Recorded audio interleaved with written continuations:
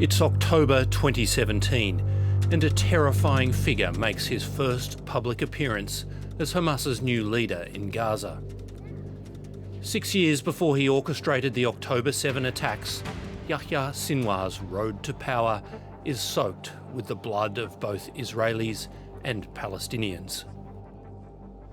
Sinwar is someone who rose to prominence in Hamas by being the internal enforcer. He was the guy basically who would personally kill suspected collaborators and kill them in gruesome ways. Sinwar is a very cunning, intelligent, and ruthless person. Sinwar had spent 22 years in Israeli prisons for orchestrating the murders of 2 Israelis and 4 suspected Palestinian informers. It took him maybe 3-4 months to become the leader, the undisputed leader of all the Palestinian prisoners in the different jails in Israel. Eventually released as part of a prisoner exchange, Sinwar picks his way through the mosque to greet Hamas's political leader. Ismail Haniyeh is a figurehead, appointed by default after the group's founder was killed. Everyone else was controversial. He was such a non-entity that he was seen as unthreatening by all the different actors. And so that's how he became the leader of the movement, almost by accident. Haniyeh, in the chair, might have the elevated position, but it's the man kneeling beside him who has the power. Sinwar is the only leader in Hamas that counts. Haniyeh moved to Qatar with Sinwar in charge in Gaza.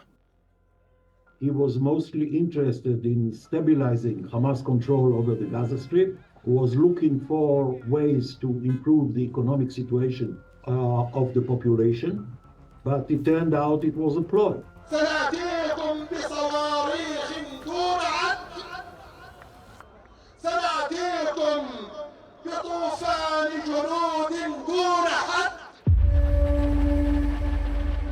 Nine months after this address, Hamas attacked. The ICC's chief prosecutor alleges that Ismail Haniyeh also bears responsibility for war crimes and crimes against humanity. My office submits that there are reasonable grounds to believe that these 3 Hamas leaders are criminally responsible for the killing of Israeli civilians in attacks perpetrated by Hamas and other armed groups on the 7th of October 2023. So I think the sense is that the buck stops there. As the leader of the organization, he's responsible for everything that the organization does. Prosecutor Karim Khan also named the rarely seen Mohammed Daif, the head of Hamas's military wing. Mohammed Daif was the legendary military hero of Hamas, originally the top commander, but he was injured severely by the Israelis. Sinwar works through him. So Sinwar, if you wish, is the strategist, but the one who actually conducts the military aspect of what Hamas does is Daif himself. It's October 10, 3 days after the Hamas attack. Deep beneath Khan Yunis, a small group of adults and children is led through a narrow tunnel. Israel says the man at the rear is Yahya Sinwar. What he wants is to be able to stop the Israeli offensive, pop up from the rubble, and say, I'm still here. For him, this is victory. If he stays, that's the way he sees it. Ehud Yari says he is in contact with Yahya Sinwar.